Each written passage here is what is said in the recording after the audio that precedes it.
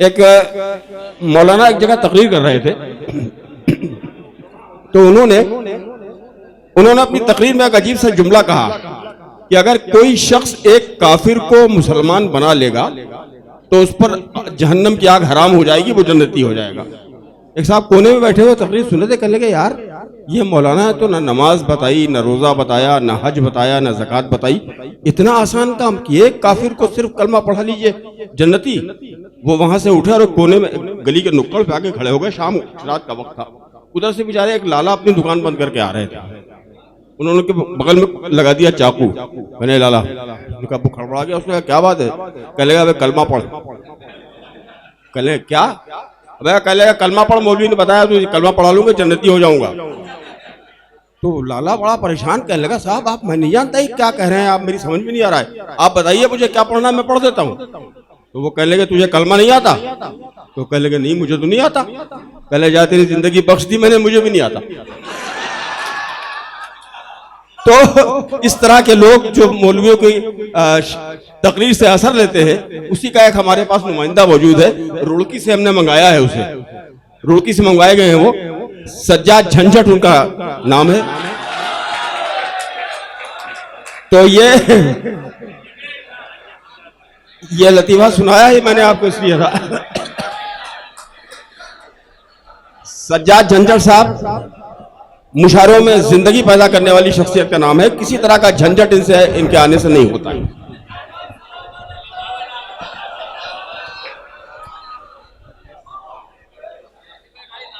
अस्सलाम वालेकुम।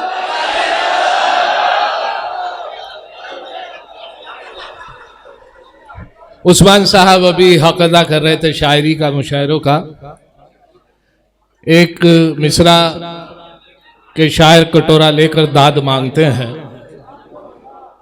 ये शायरों की कमजोरी भी है और थोड़ा सा माहौल आपने बदल दिया है मुशायरों का, शायरों ने भी और कन्वीनर ने भी बदल दिया है। तो यहां से मैं एक मतला पेश कर रहा हूं, मुलाजा फरमाए कि शायरों ने कलाम की खाई, शायरों ने कलाम की खाई, आपने इंतजाम की खाई।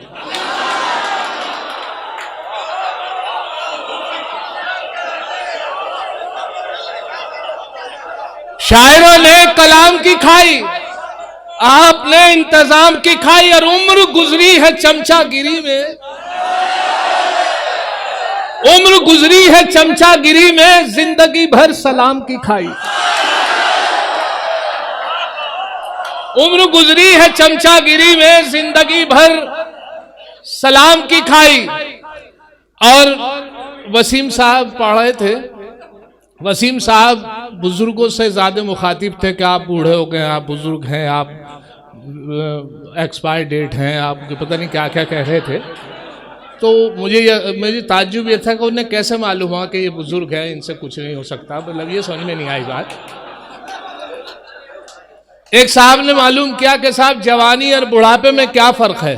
किसी साहब से मालूम कर रहे थे कि जवानी बुढ़ापे में क्या फर्क है। वो बोले कि साहब जवानों के मोबाइल में हसीनों के नंबर रहते हैं। कहने लगे, वो बोले कि बुढ़ापे में के हकीमों के।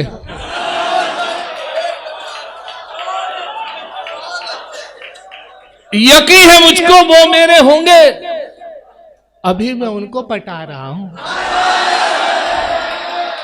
यकीन है मुझको वो मेरे होंगे, अभी मैं उनको पटा रहा हूं। अभी तो खींची है कुछ लकीरें, अभी तो खाका बना रहा हूं। यकीन है मुझको वो मेरे होंगे, अभी मैं उनको पटा रहा हूं। अभी तो खींची है कुछ लकीरें, अभी तो खाका बना रहा हूं। और कटी पतंग की तरह ही एक दिन खुद गिरेंगे वो छत पे मेरी। कटी पतंग की तरह ही एक दिन खुद गिरेंगे वो छत पे मेरी। नहीं है कि जिस पे काट किसी की, मैं ऐसा मांझा बना रहा हूं। नहीं है किसी पे काट किसकी, मैं ऐसा मांझा बना रहा हूं। वासिफ साहब मेरे बड़े अजीज, बहुत दिनों बाद मुलाकात हुई। मैं उस्मान मिनाई साहब का बहुत शुक्रगुजार, उनकी टीम का शायर हूं और उन्होंने मुझे दावत दी। जब्बार साहब का बहुत शुक्रगुजार, खासतौर से रदौली के सामाइन का, कि मुझे आपकी खिदमत का मौका दिया। बैठे हैं मेरे नाज़िम, मेरे भाई हैं, बहुत दिनों बाद मुद्दत से मुलाकात हुई। 4 मिसरे पेश कर रहा हूं, मेरे दोस्त भी हैं कि अगर एक शेर भी झंझट कभी चोरी का पढ़ता हूं, अगर एक शेर भी झंझट कभी चोरी का पढ़ता हूं, उठाकर आसमां सर पर सभी शायर बिगड़ते हैं। अगर एक शेर भी झंझट कभी चोरी का पढ़ता हूं, उठाकर आसमां सर पर सभी शायर बिगड़ते हैं, मगर इन नाज़िम आला को कोई कुछ नहीं कहता जो दौराने निजामत दूसरों के शेर पढ़ते हैं।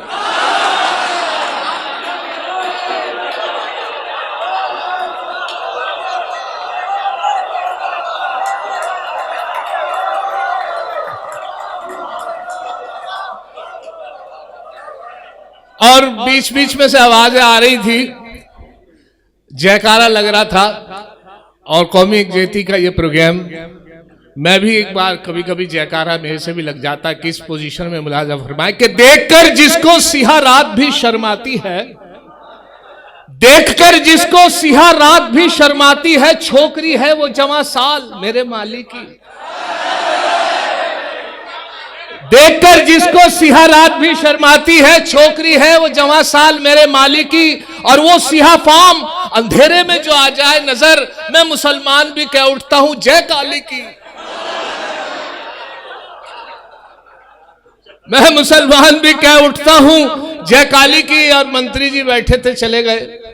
हमारे यहां भी ऐसा ही होता है, लेकिन कुछ अनाउंस करके कुछ गिफ्ट देके जाते हैं। मुलाजा फरमाए किस तरीके का कि उसको प्रमोशन मिलेगा जिसके बच्चे 3 हैं,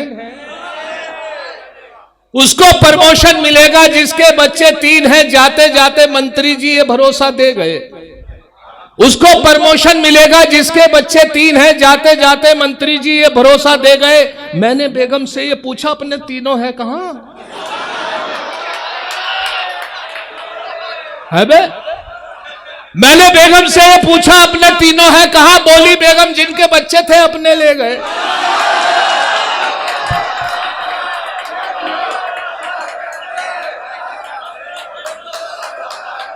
उसको प्रमोशन मिलेगा जिसके बच्चे 3 हैं। जाते जाते मंत्री जी ये भरोसा दे गए।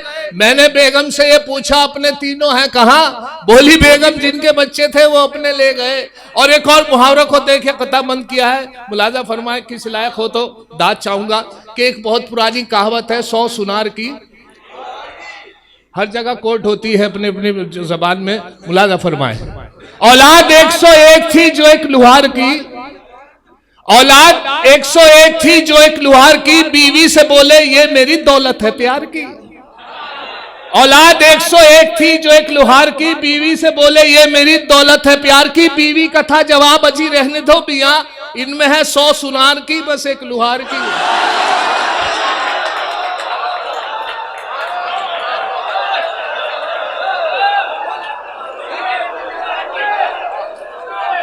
औलाद 101 थी जो एक लुहार की, बीवी से बोले ये मेरी दौलत है प्यार की।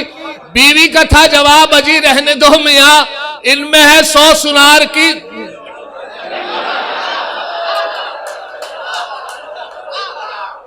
एक साहब जैसा भी वासिफ भाई ने मुझे अभी बता रहे थे, किस्सा बता रहे थे मौलाना का। तो ऐसी मौलाना मेरे एक फारिग थे देवबंद से, वो मेरे दोस्त थे। जब फारिग होकर मैं रुड़की में तो इमामत कर रहे हैं, मैंने उनसे एक मसला पूछा। मसला जरा सा ये था कि साहब अगर आदमी वजू में हो, वजू मुझे मालूम है किस किस तरीके से टूट जाते, लेकिन एक मौका ऐसा आता है कि जब आदमी वजू से और जा रहा हो और किसी गैर महरम के हाथ लग जाए, किसी गैर औरत खूबसूरत औरत के हाथ लग जाए, तो क्या वजू टूट जाएगी? वो बोले वजू हाथ पैर टूट जाएंगे।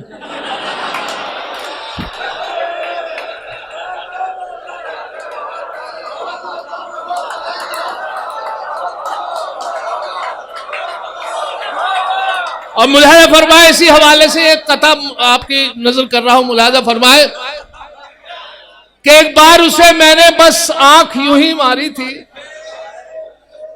मुजफ्फर रज़मी साहब, मरहूम मुजफ्फर रज़मी साहब का एक मशहूर शेर, ये दौर भी देखा है हालात की नजरों ने, लम्हों ने खता की थी सदियों ने सजा पाई। मुलाजा फरमाए मिसरा उनका 3 मिसरे मेरे कि एक बार उसे मैंने बस आंख यूं ही मारी थी, वो बनके मेरी बेगम घर साथ चली आई। अब हाल मेरा यह है 10 बच्चों का अब्बा हूं, लम्हों ने खता की थी सदियों ने सजा पाई। एक बार उसे मैंने बस आंख यूं ही मारी थी, वो बन के मेरी बेगम घर साथ चली आई। अब हाल मेरा यह है, 10 बच्चों का अब्बा हूं। लम्हों ने खता की थी, सदियों ने सजा पाई, और लम्हों की खताएं देखे। लॉकडाउन में घर रहे, शायर बहुत काम आ गए, अल्लाह को प्यारे हो गए। और अब ये तो जब्बार साहब की मोहब्बत, बस इतने ही शायर बचे जो यहाँ इस टाइम मौजूद है माशाल्लाह। हाँ, चुन चुन के उन्होंने माशाल्लाह जब्बार साहब ने बुलाया, अल्लाह उनकी सबको सलामत रखे। बहरहाल जब मैं घर में रहा तो मुझे भी बीवी से बहुत कुछ सुनने को मिला। एक बहस के दौरान तो भी उन्होंने कहा मुझसे कि जितना तेरे में दिमाग है ना, इतना तो मेरा हर वक्त खराब रहा।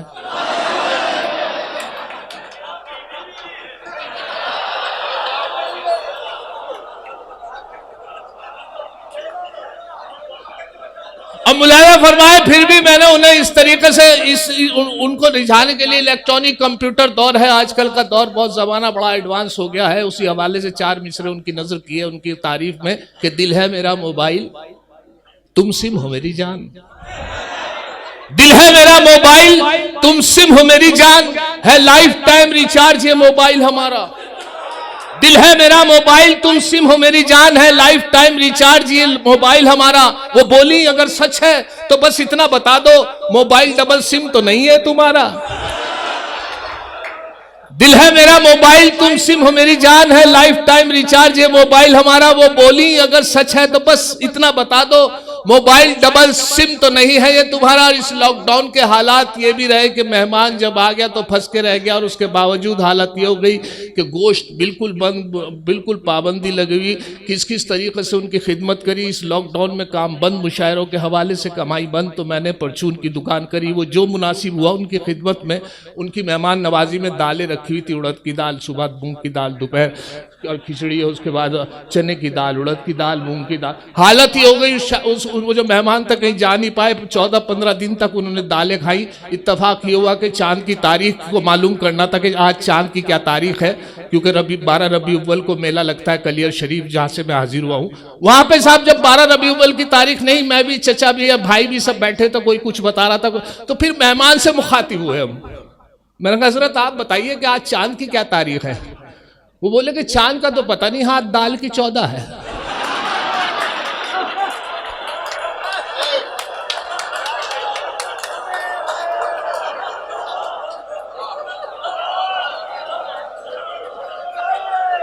अल्लाह मेरे घर की अब कायम रहे अज़मत, अल्लाह मेरे घर की अब कायम रहे अज़मत, अब घर में मेरे कोरमाओ नान नहीं है।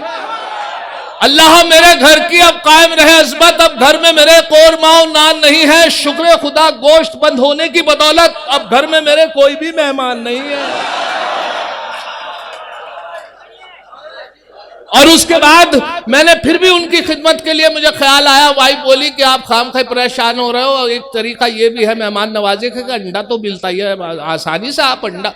मैंने उनके लिए बहुत खूबसूरत सा, बहुत अच्छी तरीके से, मसालेदार, खूब अच्छा तरी वाला अंडा करी पकवाया खूब। वाइफ ने बड़ी मोहब्बत से बनाया, मैंने उनके सामने हाजिर कर दिया।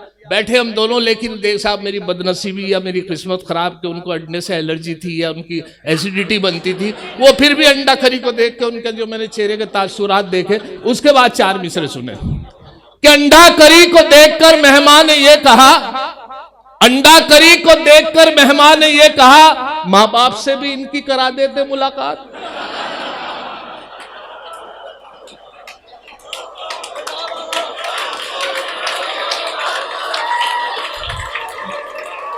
अंडा करी को देखकर मेहमान ने यह कहा, माँ बाप से भी इनकी करा देते मुलाकात। झंझट ये बोले, इनके तो माँ बाप नहीं है, फिलहाल इन यतीम के ही सर पे रख दो हाथ।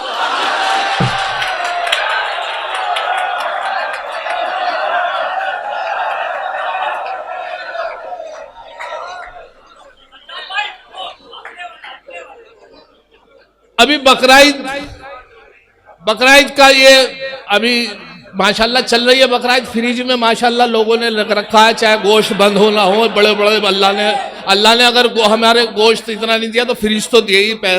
बहरहाल वहां पे हमने ये किया कि गोश्त खाने का एक तरीका ये है कि अगर गोश्त को ज्यादा रोटी से तो कम खा जाता है, तो शामी टिक्की और सीख के कबाब में ज्यादा आदमी गोश्त खा लेता है। हमने भी यही किया कि हमने शामी टिक्की बनाई और उसको इस तरीके से सोचा कि कुछ हट के घर से एक पिकनिक टाइप बनाया जाए। हम 3 दोस्त मिलके कलिया शरीफ से जरा आगे पथरी पावर हाउस है, वहां पर जरा सा पिकनिक पॉइंट है, वहां पर जाके हमने तीनों चारों ने लेके खूब शामी कबाब वगैरह लेके गए, कोल्ड ड्रिंक थी। हम जब पहुंचे तो हमने जाके वहां पर बैठ के हमने शामी कबाब निकाले। उसमें से एक दोस्त था जिसकी नीयत थोड़ी खराब थी कि कहीं मैं इधर उधर को चेहरा कर लूं या इधर को चला जाऊं, कहीं ये कबाब ज्यादा ना खा ले। तो इस तरीके की जहनियत का वो नियत में एक आदमी था। बहरहाल हमने जैसे थैले में से वो निकाले कबाब तो निकल आए, लेकिन कोल्ड ड्रिंक इत्तेफाक से भूल गए। अब कोल्ड ड्रिंक भूल गए तो हमने छोटा था तो हमने उससे कहा कि जब भाई पास में ही तकरीबन 5-10 कदम पे ही दुकान है, वहां से कोल्ड ड्रिंक ले आओ। कहले तुम खा लोगे? मैंने नहीं, अरे यार, मैंने कहा भैया कोल्ड ड्रिंक ले आओ, यहाँ पर 5 मिनट का काम है, जल्दी से ले आओ। खैर साहब वो बहुत इसरार करने पे चला गया, लेकिन मुड़ मुड़ के देखता रहा। तकरीबन ये हो गया कि साहब वहाँ पे 20 मिनट हो गए, 25 मिनट हो गए, 45 मिनट हो गए, पौन घंटा हो गया, वो नहीं लौट के आया। तो हमने सोचा कि नहीं फंस गया या घर वालों ने से पकड़ लिया। हमने सोचा आएगा नहीं, तो हमने कबाब निकाल के उठा के मुंह तक ही ले गए थे, तो पेड़ के पीछे से झांक के बोला ऐसे करोगे तो मैं जाने का नहीं।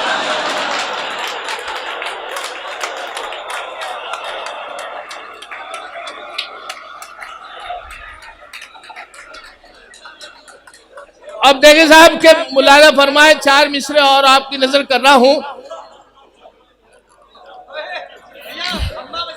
अच्छा, वो मैं सुनाता हूं, चलिए। कि हर कोई उसका यार है, तुम कर लो क्या करो।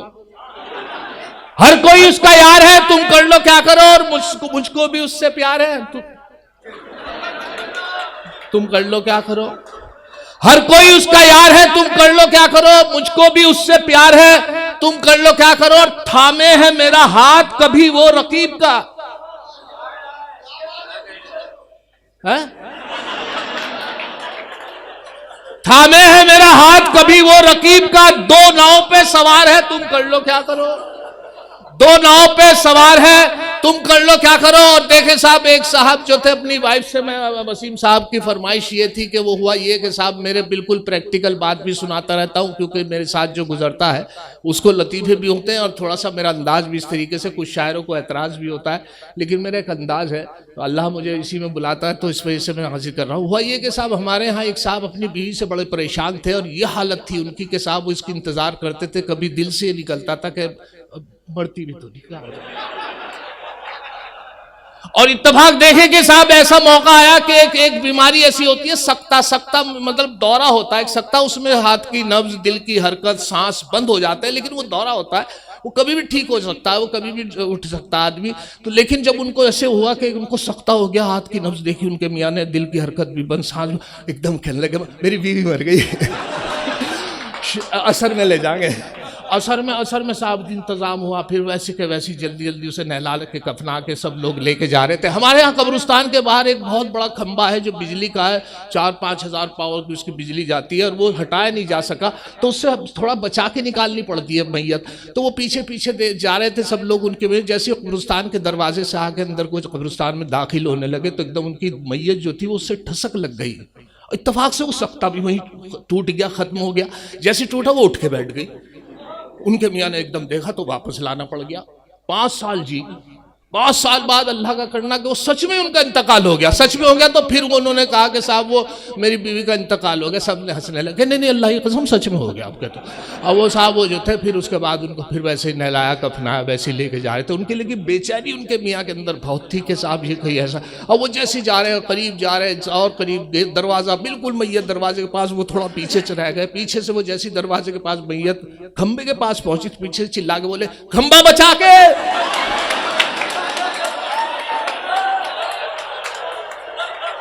पहले तो बेमरवत इतनी नहीं थी वो, 2 दिन में क्यों ये प्यार का नक्शा बदल गया। और झंझट वो तुमको छोड़ है बाहों में गैर की, ऐसा लगे हकीम का नुस्खा बदल गया। ऐसा लगे हकीम का नुस्खा बदल गया। और ये भी देखें कि साहब ईद बकरीद की नमाज जो है वो किसी वक्त भी आप रख देंगे तो उसमें बकरीद की नमाज इसलिए जरा जल्दी रखी जाती है कि सब लोग कुर्बानी से 7 बजे का वक्त, 6:30 बजे का वक्त ऐसा होता है। हमारे यहाँ भी तकरीबन 7 पौने 7 का वक्त था।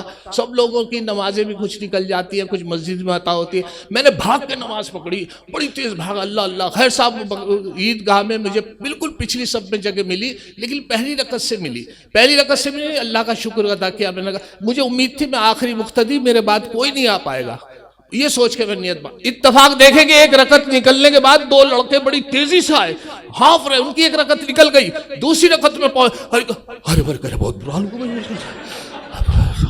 भाई, बहुत बुरा हाल हो जाता। तो ये उनकी ये हालत उनकी, और हालत ये हुई कि साहब उसके बाद रुकू हुआ, सजदा हुआ, कायम हुआ, सलाम फेरा गया। उनकी एक रकत निकल गई थी, मैंने पहली रकत, उनकी एक रकत निकल गई। सलाम एक तरफ फेर के दूसरी तरफ सलाम फेर के नमाज मुकम्मल हुई तो दोनों आपस में गुफ्तगू कर रहे थे। मैंने सुनी तो एक कह रहा था दूसरे से, देखा अगर वजू के चक्कर में रहते तो नमाज निकल गई थी।